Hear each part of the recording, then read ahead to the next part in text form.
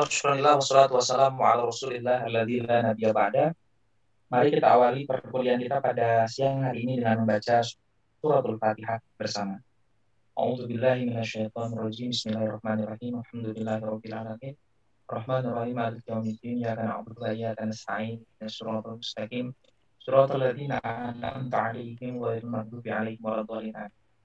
Teman-teman yang sangat saya banggakan, pertama saya mengucapkan terima kasih bagi teman-teman yang saat ini, siang ini sudah bergabung bersama saya. Saya mohon maaf ini saya harus live dari rumah dan menggunakan mobile phone. Jadi mungkin nanti saya tidak bisa share screen karena ada salah sedikit di laptop. Kemudian langganan Zoom juga nantinya akan diintegrasikan atau dikonsolidasikan di tingkat fakultas. Jadi mohon maaf nanti kalau misalkan ini terbatas dan memang kalau bisa pertemuan seperti ini ya jangan terlalu lama, kita buat seminimal mungkin ya, tapi tidak mengurangi kualitas apa yang kita diskusikan ya. Nah, sebelum saya lupa, nanti minggu depan kita sudah mulai membahas presentasi dari teman-teman. Jadi yang harus diperhatikan pertama, masing-masing presenter ya. Jadi minggu depan ambil contoh kita sudah presentasi mengenai formulasi dan implementasi strategi.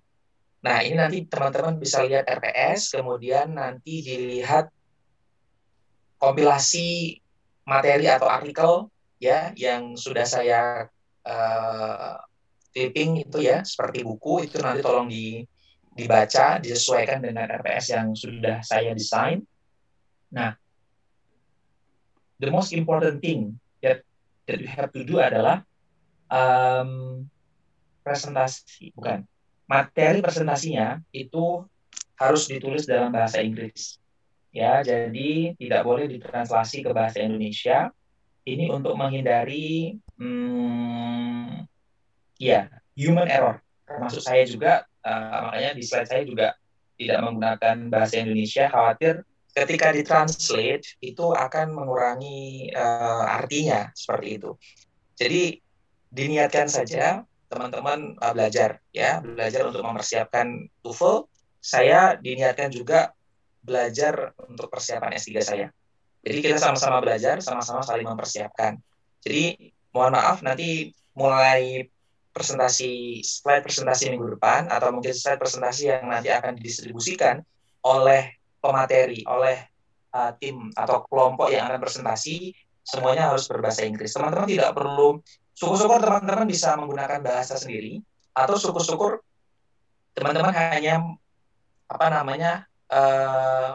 mengidentifikasi dan mencari penggalan-penggalan kata yang memang sesuai dengan topik dan akan dicantumkan di dalam PowerPoint. Jadi begitu ya. Jadi tidak perlu teman-teman harus menulis ulang, cukup teman-teman misalkan baca formulasi dan implementasi strategi. Nanti dicari mana yang pas, copy paste, ditata di PowerPoint yang bagus gitu ya. Bisa dipahami ya untuk yang presentasi. Kemudian berikutnya untuk critical question ya, untuk critical question saya ucapkan terima kasih yang sudah mengirimkan. Sudah saya baca, tapi saya akan mulai lebih ketat lagi di pertemuan minggu depan. Intinya begini, cukup 2 pertanyaan, tapi mohon kesadarannya dan mohon supportnya. 2 pertanyaan itu memang harus benar-benar pertanyaan yang berkualitas ya. Silakan nanti diterjemahkan bagaimana pertanyaan yang berkualitas itu seperti apa. Ya, biasanya pertanyaan yang berkualitas itu kalau dalam konteks ini ya, mungkin kalau di beberapa konteks mungkin langsung to the point ya. Tapi dalam konteks ini saya ingin ada prolog terlebih dahulu. Ya, jadi jangan langsung to the point ya. Jelaskan langkah-langkah. Ini menurut saya bukan critical question. Apa yang dimaksud ini apa lagi ya. Jadi keliru kalau teman-teman memahami itu adalah critical question. Yang dimaksud dengan critical question, ya teman-teman mengkritisize dulu, ya, kemudian baru menurut saya secara faktual teori ini tidak itu. Jadi kurang lebih seperti itu. Jadi harus ada prolog yang harus disampaikan dulu, begitu. Nah nanti saya akan memilih setiap minggu itu 3 pertanyaan terbaik ya yang saya pilih. Nah, 3 pertanyaan terbaik itu nanti akan saya berikan kepada tim presenter. Tim presenter nanti akan menjawab dan jawaban itu nanti akan disubmit lagi ke ke link yang nantinya akan saya berikan. Jadi nanti tugasnya tim presenter itu ada 2. Pertama, menyiapkan materi ya dalam bahasa Inggris. Kemudian yang kedua, selain menyiapkan materi, mereka akan menjawab 3 pertanyaan terbaik yang sudah saya pilihkan. Dan dijawab tidak seketika itu ya. Dijawabnya nanti juga boleh. Seperti itu. Dijawabnya nanti ya. Nanti saya akan kasih waktu jawab berapa hari seperti itu. Katakanlah misalkan saya pilih, saya bacakan di hari ini, misalkan Jumat, tolong dikirim hasil jawabannya, hasil penjelasannya begitu. Itu penjelasan di awal sebelum saya lupa. Biasanya kalau nanti di akhir-akhir saya lupa. Jadi itu saya kedepankan ya, saya majukan ke depan. Berikutnya, terima kasih buat teman-teman yang sudah gabung. Hari ini special isunya adalah kenapa teman-teman harus belajar manajemen strategik. Ya, kenapa teman-teman harus belajar manajemen strategik. Ini teman-teman harus paham dulu nih. Ngapain masuk kelasnya Pak Izra, manajemen strategik? Siang-siang lebih baik tidur aja. Kayak gitu kan. Habis makan, tidur kena kipas angin. Wah, sampai asar, bangun. Gitu ya. Habis asar, masak. Gitu ya. Terus atau mungkin olahraga, enak banget. Nah, tapi saya sangat appreciate ya. I do appreciate dengan semangat teman-teman yang alhamdulillah bisa bergabung di siang hari ini. Dan memang ini saya buat lebih tertib ya dibandingkan dengan minggu lalu yang minggu lalu memang sangat hektik sekali saya. Nah, di pertemuan kali ini mungkin tidak semuanya saya akan paparkan. Ada beberapa yang saya address ya, yang saya stressing ya, ada stressing, ada penekanan-penekanan yang nantinya akan saya share ke teman-teman. Terutama karena tadi teman-teman kemarin sudah saya share, ini ada slide yang pertama, di slide yang kedua. Di slide yang kedua, memang sudah saya buat buat font merah ya. Font merah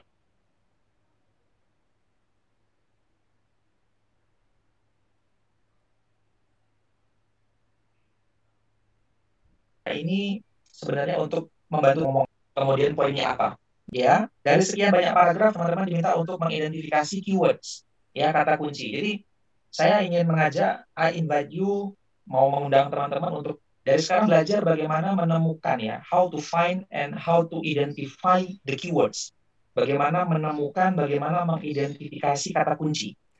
Ya, contoh misalkan di slide yang kedua, ini successful companies are, of course, the first to consider the global marketplace as their arena for competition.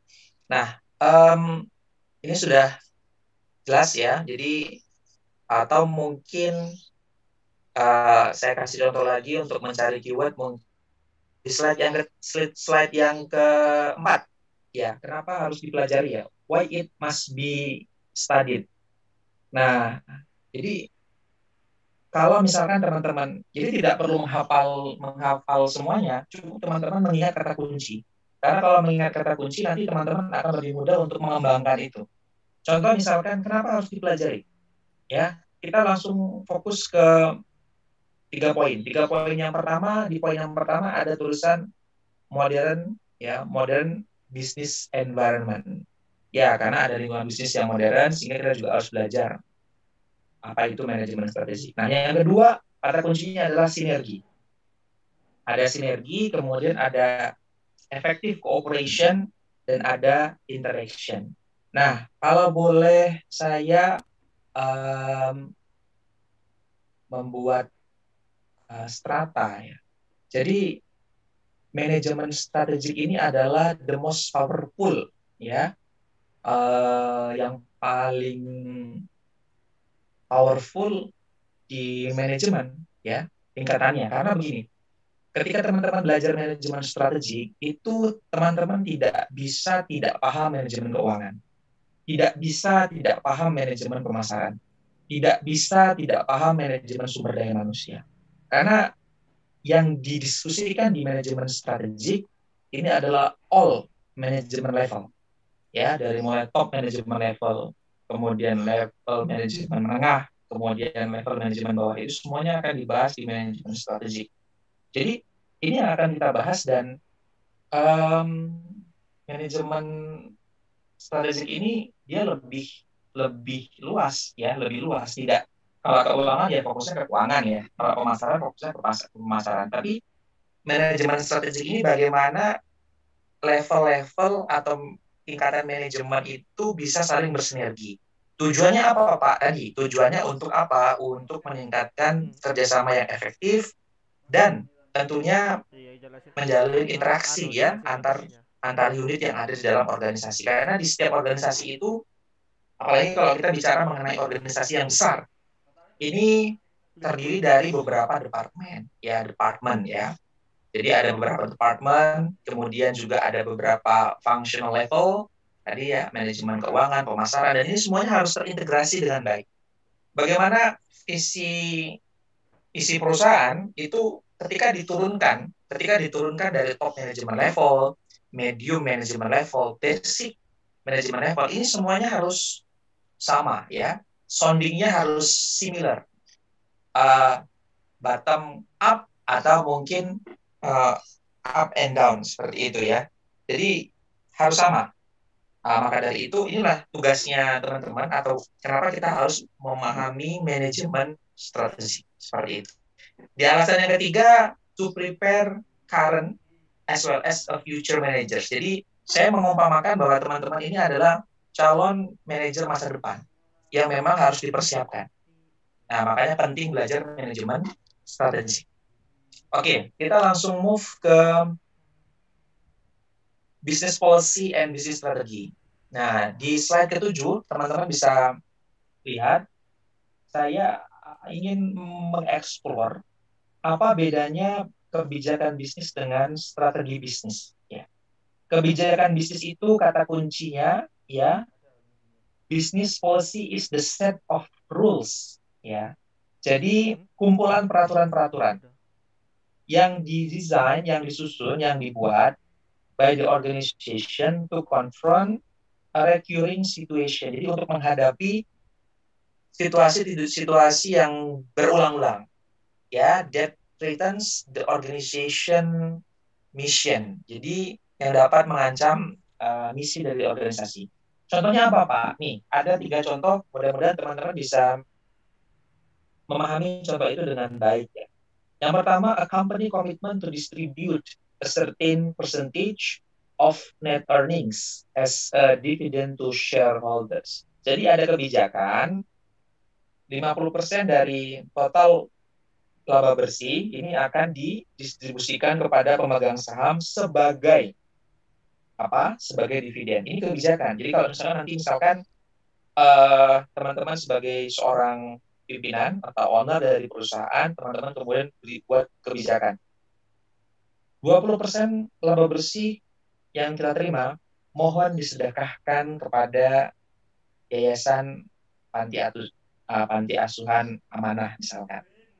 Nah ini bentuk kebijakan, paham ya? Jadi kebijakan itu salah satunya itu.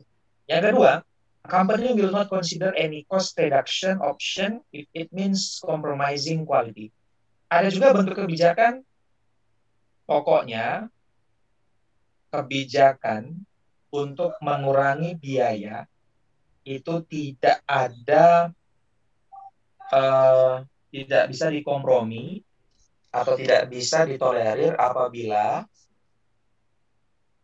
biaya yang ditekan itu akan mengakibatkan menurunnya kualitas dari produk atau jasa yang kita tawarkan. Seperti itu. Jadi ini adalah contoh teman-teman ya. Ketika misalkan teman-teman sudah punya kebijakan, ya membuat kebijakan atau mungkin menyepakati kebijakan itu, ya segala bentuk misalkan yang berkaitan dengan menurunnya kualitas produk atau jasa yang ditawarkan, maka teman-teman tidak setuju. Jadi jangan sampai penghematan, jangan sampai jangan sampai efisiensi itu mengurangi kualitas produk. Nah, ini yang perlu diperhatikan. Nah, ketika teman-teman menetapkan itu, artinya itu teman-teman sudah membuat sebuah kebijakan yang memang harus ditaati atau dipatuhi oleh semua anggota atau semua elemen yang ada di dalam organisasi. Yang ketiga, a company decide to grow only through retained earning. Jadi ada juga kebijakan perusahaan yang mengatakan begini, kami akan tumbuh hanya jika, saya ulangi ya, kami akan bertumbuh hanya dengan menggunakan retained earning. Retained earning itu adalah laba ditahan. Laba ditahan adalah laba yang tidak didistribusikan atau tidak dibagikan kepada pemegang saham. Nah, ada juga company, ya perusahaan atau enterprise, itu bilang begini juga, nggak mesti begitu dong kalau mau tumbuh, ya pokoknya kebijakan you ya seperti itu, tapi kebijakan kami tidak begitu. Karena yang namanya untuk bertumbuh itu tidak hanya berasal dari return earning, tapi juga bisa dari utang. Ya kalau kita mengikuti teori ya, namanya pecking order teori, struktur modal itu pertama kita menggunakan laba ditahan. Kalau laba ditahan dirasa nggak cukup, yang kedua kita menggunakan utang. Bisa utang ke bank atau mungkin menerbitkan obligasi. Kalau misalkan perusahaannya sudah masuk ke indeks saham syariah, mungkin menerbitkan sukuk korporasi. Atau yang ketiga kalau misalkan laba ditahan juga nggak cukup, udah ngutang pun nggak cukup, nah maka yang ketiga adalah menerbitkan saham baru. Ya bisa juga seperti itu ya. Ini berdasarkan pecking order theory. Tapi intinya yang namanya policy, kebijakan, itu kumpulan, ya, set of rules. Nah, ini set of rules designed by the organization to confront a recurring situation. Jadi untuk menghadapi situasi-situasi yang berulang-ulang, yang berpotensi menjadi hambatan atau mengancam misi organisasi. Sementara strategi bisnis apa, Pak? Nah, saya mencoba untuk mengenalkan teman-teman dengan para tokoh strategik ya, gitu ya. Kita fokus di slide ke-9, Mas dan Mbak. Saya ingin memperkenalkan namanya Michael Porter. Ya, saya biasanya panggil beliau Mbah Porter karena sudah sepuh gitu ya. Mbah Porter bilang apa terkait dengan strategi?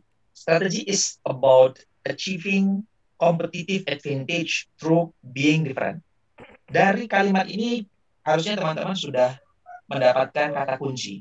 Apa itu kata kuncinya? Kata kuncinya adalah being different.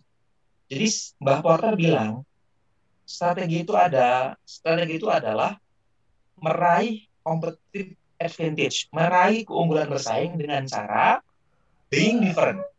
Jadi ketika teman-teman sudah berbeda nih, tentunya berbeda secara positif ya, tidak berbeda secara negatif, berbeda, maka teman-teman sudah menunjukkan bahwa teman-teman sedang berproses untuk menciptakan sebuah strategi.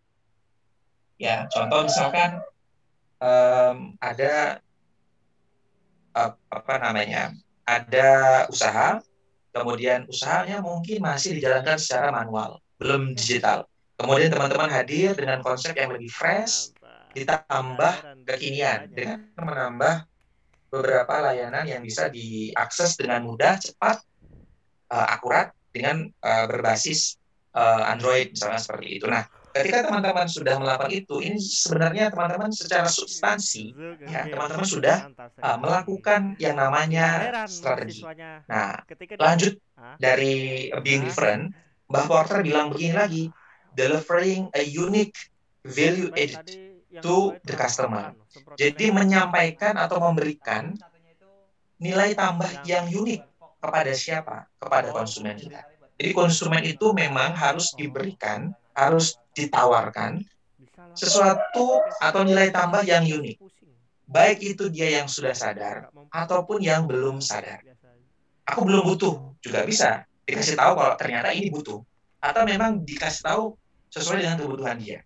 Tapi intinya apa? Selain being different ini kalau bisa mengarah kepada unique value added, nilai tambah yang unik seperti itu. Nah, ini kalau misalkan mau dibahas lebih dalam, nanti akan kita bahas di pertemuan berikutnya karena ngomongin different, ngomongin unik, ini tentunya berbeda-beda ya definisinya. Tapi garis besarnya adalah you have to be different with your competitors. Ya, kamu harus berbeda nih supaya konsumen itu bisa memahami, oh ternyata aku tidak salah pilih kamu ya karena kamu punya kelebihan yang lain. Ya ini dalam konteks bisnis ya, dalam konteks bisnis seperti itu. Oke, next. Nanti teman-teman bisa baca sendiri. Yang ingin saya tekankan lagi adalah goals and objective ya. Kalau teman-teman ini search atau mungkin memasukkan kata goals dan objective itu di Google Translate, itu mungkin artinya akan sama. Kenapa? Karena artinya ini sebenarnya sama-sama tujuan. Goals itu ya tujuan, objektif itu tujuan. Tapi penjelasan lebih rinci itu ada di halaman 14. Ya, goal itu long term, ya, lebih jangka panjang dan lebih luas lagi. Contoh misalkan, perusahaan punya goal, punya tujuan ya, punya goal ya. Saya tidak bilang tujuan ya, biar teman-teman bisa memahami perbedaan itu ya. Walaupun mungkin perbedaannya tidak terlalu tidak terlalu ya sebenarnya spesifik ya kalau teman-teman sudah tahu artinya goal, objektif dan action plan. Goal itu contoh misalkan perusahaan ingin meningkatkan margin atau profit atau keuntungan. Ini kan masih terlalu luas ya, too broad. Ya, perusahaan ingin meningkatkan keuntungan. Ini belum spesifik ya. Dan ini juga jangka panjang pastinya. Tidak bisa dicapai dalam waktu dekat. Nah, kemudian objektifnya ya, reduce operating cost by 10% in 18 months. Jadi mengurangi biaya operasional ya sebanyak 10% ya dari yang sebelumnya dalam hitungan 1,5 tahun atau 18 bulan. Bisa dibayangkan ya, kalau tadi goal itu adalah long term objektif, long term needs, kebutuhan jangka panjang. Kalau objektif itu adalah short term needs seperti itu. Nah, lebih spesifik lagi, kalau teman-teman baca action plan, Finance Department will conduct an in-depth analysis of identifying low-cost suppliers. Ya, action plan-nya apa? Departemen Keuangan atau manajer keuangan akan melakukan analisis yang lebih mendalam untuk mengidentifikasi supplier-supplier yang biayanya lebih murah atau biaya yang murah seperti itu. Nanti diseleksi aktivitas mana yang tidak memberikan nilai tambah, aktivitas mana mungkin yang terlalu atau dianggap boros gitu ya. Kemudian diseleksi, kemudian di-cut. Nah, jadi dari mulai goal, kemudian objektif, sampai kemudian ke action plan ya. Sudah bisa ya dirasakan apa bedanya. Secara sederhana ya goals itu masih terlalu luas ya, too broad. Kemudian objektif itu lebih spesifik dan action plan ini lebih ke aktualisasi dari objektif itu. Kalau memang objektifnya adalah mau melakukan atau mereduksi biaya operasional, maka ya caranya apa? Lebih ke method di action plan itu. Oke, teman-teman sudah bisa membedakan business policy, teman-teman juga sudah bisa membedakan goals dan objektif ya, karena kalau misalkan teman-teman bilang goals dan objektif di menggunakan bahasa Indonesia tujuan gitu, tentunya ini akan memiliki makna yang berbeda karena goal itu broad in scope, scope-nya luas, sementara yang objektif itu narrow ya, lebih sempit in scope. Nah, ini ada cerita menarik teman-teman. Di slide 16 ini ada dua CEO atau dua presiden pemilik company ini janjian mau naik gunung bareng ya, untuk membicarakan possible merger ya. Ini mungkin belum lama ini kan ada merger Bank Syariah Indonesia ya, tapi mungkin saya juga ini kebetulan aja, saya kemarin nggak mikir sampai sana. Intinya mereka mau mendiskusikan bagaimana rencana Ah, bisnis mereka ke depan. bisa. Seperti itu ya. Menurutku bisa. Capek lah saingan gitu ya kan. Daripada bersaing, mending kita jadi partner aja nih. Capek saingan itu ya. Gitu ya. Kayak Indomaret, Alfamart itu kan capek ya. Mana Alfamart ada, di situ ada Indomaret gitu kan. Terus selain Alfamart sama Indomaret, apalagi teman-teman ya, yang bisnis yang terus bersaing ya. Tapi yang jelas ada satu merek atau bisnis yang sudah kelihatan ya, walaupun dulu mereka bersaing, dulu mereka saling berkompetisi, tapi mereka lebih ini apa namanya, lebih lebih memilih untuk berteman. Contohnya apa? Contohnya Daihatsu dengan Toyota. Nah, makanya lahirlah Avanza, ya. Kemudian lahirlah Xenia, lahirlah Terios, Sigra, lahirlah Terios pak. Rush, dan seterusnya. Itu adalah contohnya. Nah, kembali ke contoh ini, em, jadi ketika mereka mendaki, masuk ke dalam hutan, kemudian mereka dikagetkan dengan adanya beruang, Ya, ya, beruang besar namanya grizzly bear, ya, bukan teddy ya. Kalau teddy mungkin nggak sangar ya, ini tapi karena grizzly bear. Intinya mereka ketakutan ya. Presiden yang pertama langsung lari gitu ya, langsung lari. Terus presiden atau CEO yang kedua bilang gini, hey, you cannot outrun that bear. Ya, jadi kamu nggak mungkin lari nih dari bear itu, nggak mungkin bisa lari. Tapi terus kemudian apa yang disampaikan oleh si the first presiden? Maybe I cannot outrun that bear, but I surely can outrun you. Oke, saya sebenarnya paham, saya nggak bisa lari dari kejaran apa namanya, kejaran beruang, beruang itu ya. Tapi setidaknya saya bisa lari lebih cepat dari Anda. Paling nggak kan kalau yang nanti yang ketangkep dia kan paling nggak dia makan dulu kan, makan dulu gitu kan. Yang presiden keduanya dimakan, presiden pertamanya kan masih bisa lari seperti itu dan mungkin bisa bisa apa namanya, hilang dari kejaran si beruang.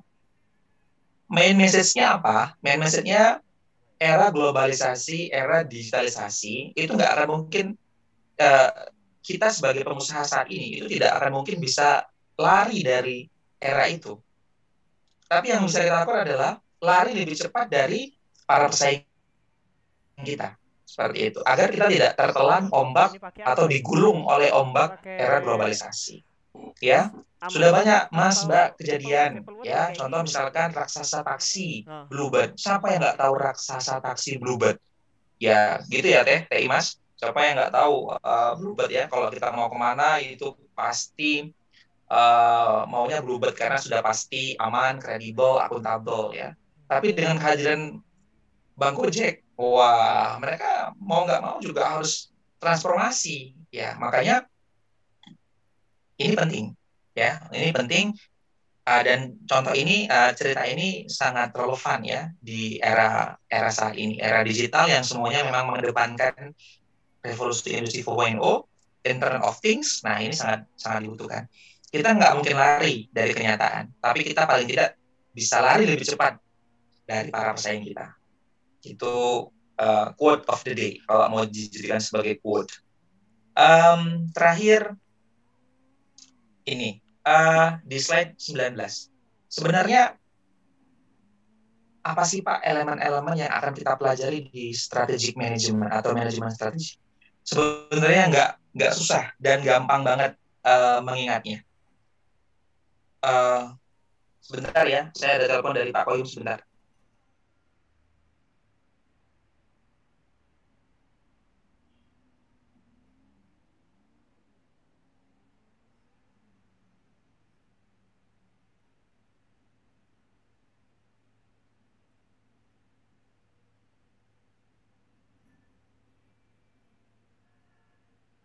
tak beli semua properti. Sampai Rolls Royce. Rolls Royce Phantom. Phantom yang lawas. Ya, tapi bagasinya katanya lebih gede loh. Jangan kabur, baik. Biarkan yang ngejar, biar dia ngejar. Nanti pas kalau udah anu pintunya dia ngebuka pintu baru jalan. Ah, ajak berantem. Jangan balas. Hits. Kok bisa ya? Hit.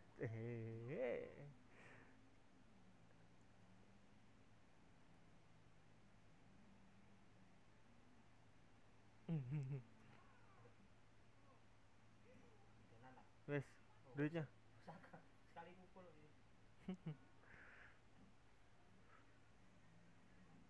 sekarang ke sini motif-motif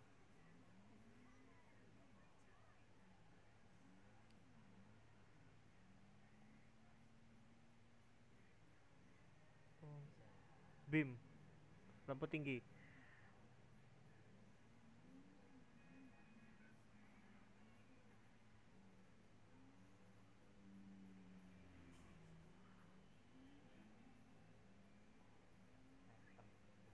ada suaranya Pak Isra. Anu apa? Ngangkat telepon. Ah, kalau aku bisa menjawab apa yang terjadi barusan berarti aku dengerin.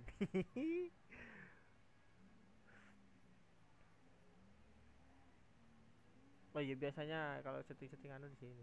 Kaset, apa santai. Orang kaya Lantas kok duitnya banyak, itu punya Ahlul kok cek susahnya gitu.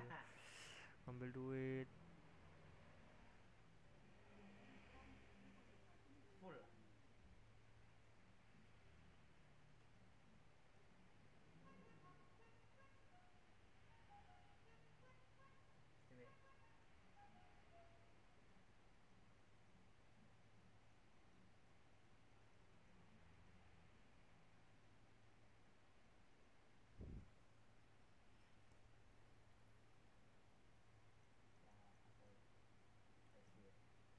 biar mewah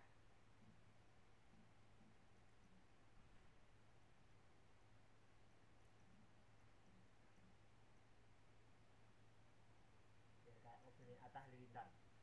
Wah, orang Indonesia tuh suka yang krom-krom orang Indonesia tuh. Atta Halilintar Buka apa ya? Kayak misalnya expander tuh. Anunya apa ya, strip-stripnya tuh kayak lampu gitu dipasang anu cover apa? Cover chrome gitu. Hei, aku sukanya black sih. Black dog. Gak ada warna itu, Mas. Biar kayak kelihatan orang kaya gitu. Orang Indonesia gitu. Kayak ini Indonesia banget gitu. mau nyeleneh nyeleneh Oh iya, orang Rolls Royce biasanya warna tidak ada yang sama speknya. iya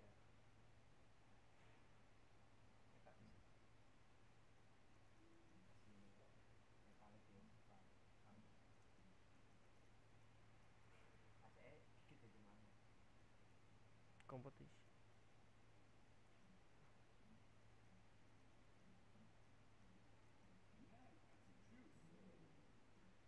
tutup ya. Hah?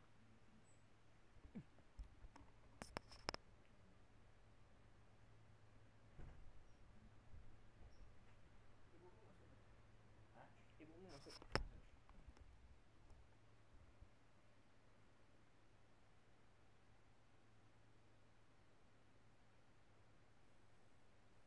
Oke, teman-teman, mohon maaf agak ada jeda ya. Terima kasih sudah mau menunggu. Um, Intinya tadi dan bagian terakhir tadi terkait dengan elemen ya, elemen manajemen strategi. Nah, supaya memudahkan teman-teman untuk mengetahuinya, elemen manajemen strategi itu intinya yang pertama adalah menganalisis lingkungan. Kita akan melakukan analisis lingkungan baik internal maupun eksternal. Setelah lingkungan itu dianalisis, maka tugas berikutnya apa? Tugas berikutnya adalah memformulasi strategi. Ketika strategi sudah diformulasi, maka tugas berikutnya adalah mengimplementasi strategi. Ketika strategi itu sudah diimplementasi, maka apa yang harus kita lakukan? Yang harus dilakukan oleh anggota organisasi atau para manajer, ya, direktur, komisaris adalah mengevaluasi, ya, evaluation and control. Ya, jadi hanya ada 4 itu, teman-teman. Analisis lingkungan, tentunya nanti kita akan breakdown ya, bagaimana menganalisis. Biasanya ada analisis yang paling powerful, yaitu SWOT, ya, SWOT. kemudian setelah dianalisis scanning, kemudian formulasi strategi, and then implementasi strategi, and then evaluation and control. Sudah, itu adalah elemen-elemen di manajemen strategi yang tidak perlu dihafal, paling tidak teman-teman paham alurnya, paham siklusnya, seperti itu. Sehingga kalau ditanya, kalian itu ngapain di manajemen strategi? Ngomongin apa sih? Ya, kami ngomong 4 hal paling tidak. Menganalisis lingkungan, internal, eksternal, kemudian kami merumuskan strategi, mengimplementasi strategi, dan yang terakhir adalah mengevaluasi strategi yang sudah kami implementasi. Kurang lebih begitu, teman-teman. Mungkin mohon maaf tidak begitu banyak yang bisa saya sampaikan di kesempatan kali ini, karena tentunya ini terbatas, supaya juga teman-teman bisa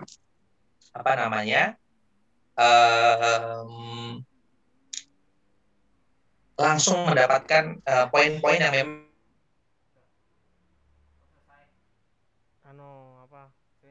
join lagi. Tapi kan tadi nggak banyak itu terus nggak banyak yang saya sampaikan.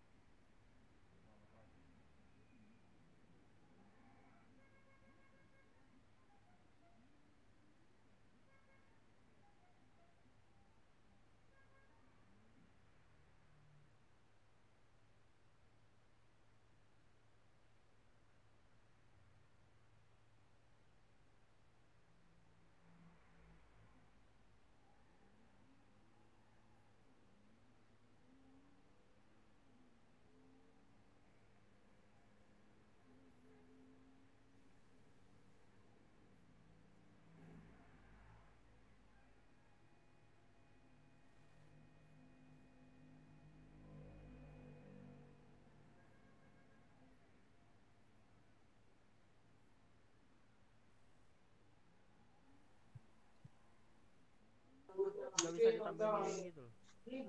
Nggak bisa ditambahin sayap belakang gitu. Bay, mobil apa itu, Bay? Depan. Mobil security itu, Bay. Rampok itu. Rampok. Itu isinya duit, Bay. Blocking. Di blok. Bawa ke tempat sepi. Nah. Tembak tembak yang ada di dalam. Tembak orangnya.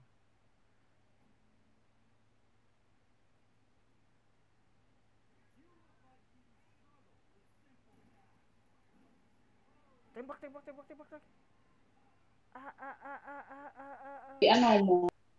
Oke, baik. Terima kasih teman-teman. Mohon maaf, ini belum di-upgrade ya Zoom-nya, karena ini akan tersentral nanti dari pihak fakultas. Tapi begini, memang idealnya kita bertemu tidak perlu lama-lama, dan 30-40 menit ya. Ya mungkin idealnya 30 menit. Menurut saya 30 menit itu sudah cukup lah ya untuk kita berdiskusi, untuk kita bisa bisa sharing-sharing ya, seperti itu. Karena saya paham banget ya, teman-teman juga harus menyisihkan kuota buat yang lain, dan sekali lagi saya juga tidak keberatan ya bagi teman-teman yang untuk tidak ikut kelas online seperti ini. Tapi begini, maksud saya ya paling tidak teman-teman yang presentasi itu bisa meluangkan waktunya untuk hadir di setiap Zoom ya, setiap pertemuan itu yang presentasi khususnya gitu. Jadi nanti kalau misalkan saya mau konfirmasi, saya mau itu bisa langsung direspon seperti itu ya. Karena nanti saya lebih akan banyak berinteraksi, dan inginnya sih sambil kenalan ya dengan teman-teman yang lain seperti itu ya. Misalkan nanti saya random, contoh misalkan saya belum kenal dengan Mbak Nelly Rahmawanti gitu. Mbak, tolong Mbak, apa yang dimaksud dengan ini, kan bisa sambil menjawab gitu ya. Teman-teman yang lain juga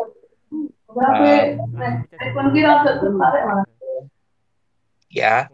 Kemudian nanti teman-teman yang lain, ya terima kasih nih buat teman-teman yang sudah meluangkan waktu dan tetap semangat untuk presentasi minggu depan. Kita sudah mulai.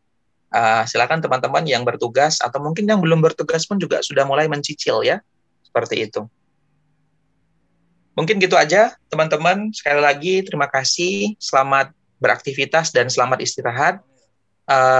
Kalau ada hal-hal yang ingin ditanyakan dan belum clear, silahkan nanti dikonfirmasi, boleh melalui grup kalau memang itu sifatnya ingin diketahui atau boleh diketahui oleh teman-teman yang lain. Tapi kalau misalkan hal sifatnya private, mungkin pertanyaannya terlalu berkaitan dengan topik ya yang harus diselesaikan.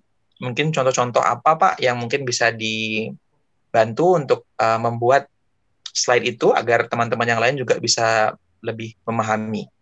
Oke, begitu. Terima kasih. Mari kita akhiri dengan lafaz hamdalah. Alhamdulillahirabbil alamin.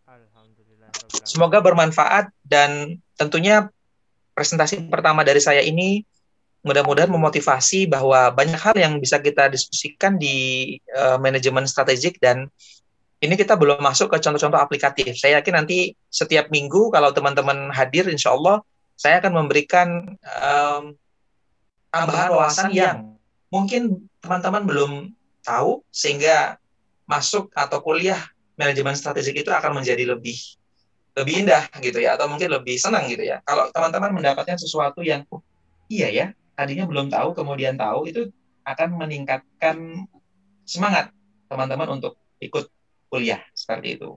Karena dulu saya juga membayangkan begitu. Ketika ada dosen memberikan sesuatu yang saya tidak tahu dan beliau terus mengupdate wawasan saya, itu saya bahkan kalau bisa setiap minggu, kalau misalkan ada 2 kali pertemuan ya saya ingin masuk gitu ya, karena apa yang beliau sampaikan itu menarik dan tentunya sangat up to date dengan kondisi activities real bisnis saat ini. Demikian, wassalamualaikum warahmatullahi wabarakatuh. Waalaikumsalam warahmatullahi wabarakatuh. Terima kasih Pak Hendra. Sehat selalu, istirahat, makan yang banyak. Siapa? Gitu.